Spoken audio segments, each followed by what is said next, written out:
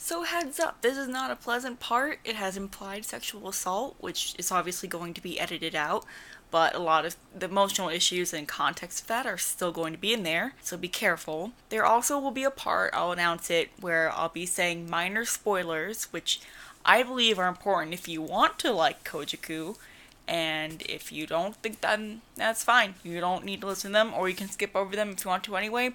You can skip over this part if you want to. I don't blame you. At all. If so, see you in the next one. And everyone else who's here, get ready. By the time I got to Glitter, it was a total downpour. We got pretty wet.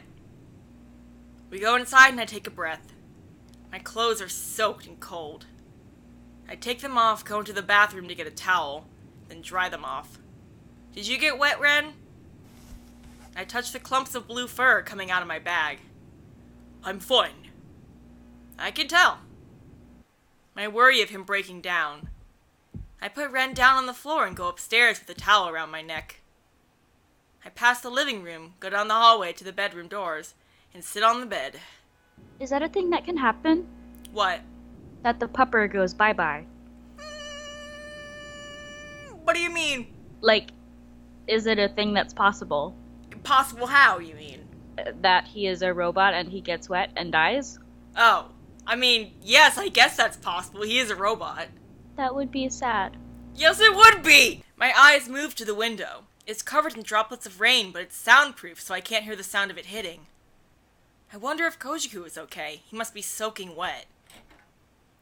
A sound! From the entryway. Gasp! I quickly get up and look out my door. Koujaku! He's coming up the stairs. So he's back. I want to say something, but I swallow my words instead. Where the hell have you been, mister? He's drenched from head to toe. His expression is dark and shows a hint of restlessness. Your father and I waited up all night for you. It looks like something big might have happened, as he has a gloomy air about him. Uh-oh, that's not good. As he walks, I can hear the sound of water dripping. I stand in my doorway, nervous, and wait for Koujaku. He stops right in front of me. Why does he have such an intimidating attitude? It's hard for me to speak. Oh, I'm gonna say something to you, Koujaku. What's up? Say something, I'm giving up on you. You're soaking wet.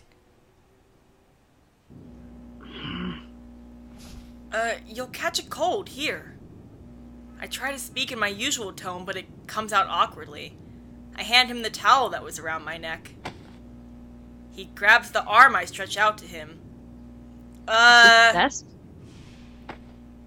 His grip throws me off balance and I fall to my knees. Uh-oh. I raise my head, flustered. And when I do, I look into Koujaku's dark, looming eyes. Water drips down strands of his hair, and some of it runs down his pale cheeks to his chin. Koujaku? Why did you do that? Huh? Why? What did you say to him? Him? Hey!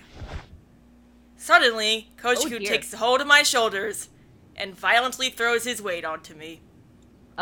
Minor spoilers alert. This means I'm not going to reveal anything about the plot, but I will hint at problems that Koujaku has with himself and the fact that there's a storm a-brewing.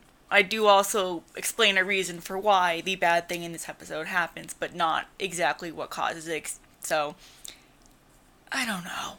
I don't fucking know. Here's the thing. There's a scene that's happening, but I want to make something clear right now because this scene made me hate Koujaku until I found out the truth. He's being possessed right now, okay? Okay. He's not in control of himself. He's being Inuyasha'd. Yeah, this is literally he's in there, but this is not him doing this. Oh no, so he can see it? Is he conscious? He's not, no, I wouldn't say he's entirely conscious, but because when it happened, essentially the scene that happens is that he starts sexually assaulting Alba because it's a fucking Nitro plus Trio game. And Alba uses his scrap power to get Koujaku to stop, and that brings back Koujaku, and he sees what he's done, and he obviously has a horrible reaction. Not like he does anything horrible, but he's like, "Oh my god, how could I have fucking done this to the person I love the most?" So it's not a good time, and I'm obviously, for obvious reasons, not going to show it, but I do want to get into some of the emotion before bad stuff starts happening. Okay. But I wanted to be clear because I'm like, I hated Koujaku for a long time because of this scene. Because he does this whole mysterious thing, he doesn't tell you I've been possessed because he'd rather you just hate him. Why? He hates himself. Oh no. I love him so much. It's like you don't even know, because he does his whole thing. Like, I was pissed off at him for so long because I was like, why can't you just fucking tell me? And then when you get the information, you're like, oh, I understand now. Oh no, sweetie darling, no. Oh no. So it's gonna be a feels trip, but I wanted to say this now because I don't want you to hate him immediately, because that was my first time through this and it soured my experience on the route. I try to step back but stumble, and I fall onto the bed along with Koujaku. Okay. You're heavy. Oh my. Hey, oh dear. Koujaku. Oh, no. Again. You talked with him. Koujaku? With him. Him? Nope, okay, we're Stop the screen share. Goodbye. I look at him and he isn't listening to anything I say. Did something happen to him? He looks like Koujaku on the outside, but it's like he's a different person inside. A different person? My body goes cold when I realize that. What do I do?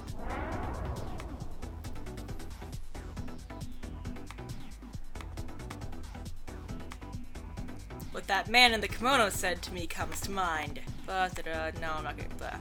What's wrong with Koujaku? I don't know. I don't understand. I honestly don't know anything about Koujaku. Ugh! A sharp pain suddenly rushes to my head. My head! Destroy. Destroy. A violent headache rushes in and I hear someone's voice. Quickly. Destroy. I don't want to. Destroy him. No, never. Go fuck yourself, brain weirdo. Destroy. Destroy. I don't want to destroy anything, but I'm going to at this rate. I don't want to. Destroy. Destroy it. Stop it. Stop it, Koujaku. And the power of scrap finally kicks in. I muster enough strength to scream, and for some reason Koujaku stops. Because of the power of scrap. But why? Just up until a second ago he wasn't listening. I focus on Kojaku's eyes and he finally recognizes me.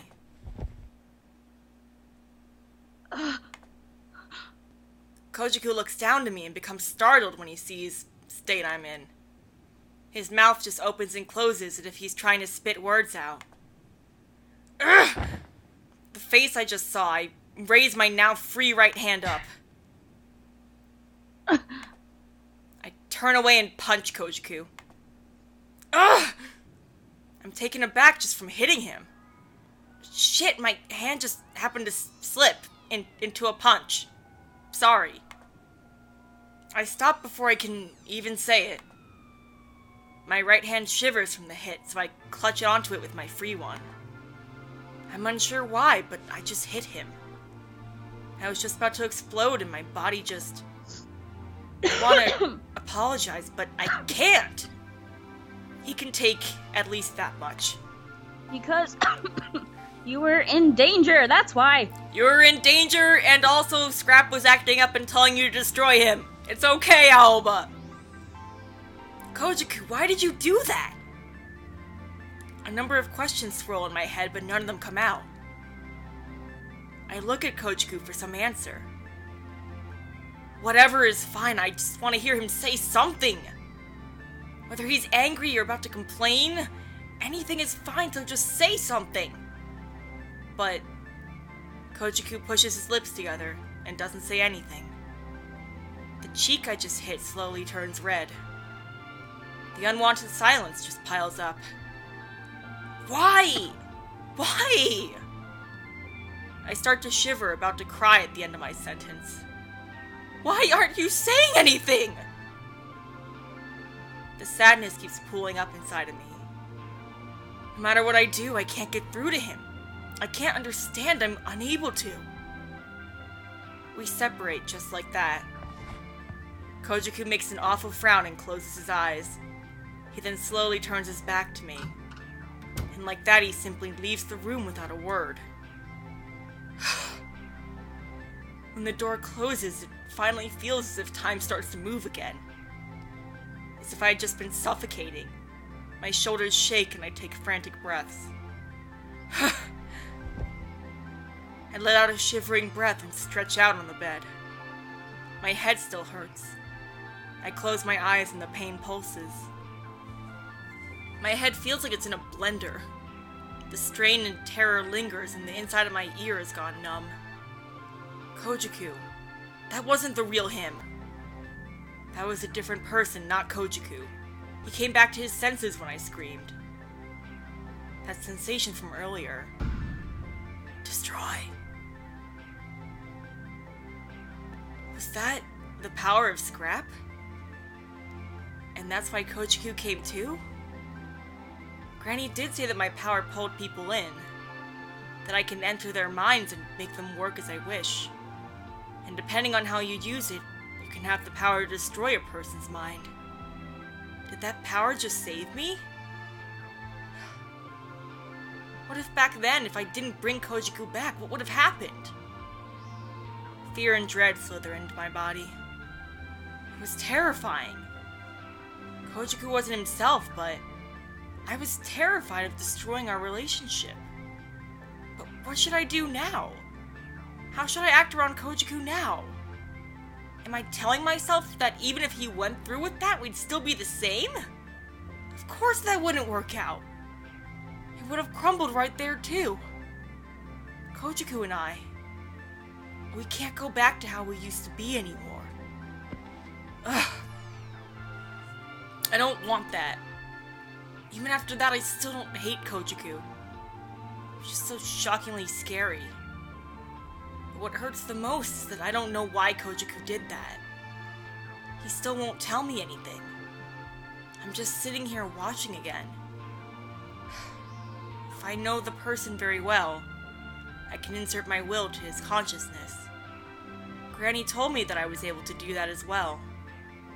If that's true, I could strongly wish for Koujaku to tell me more about him.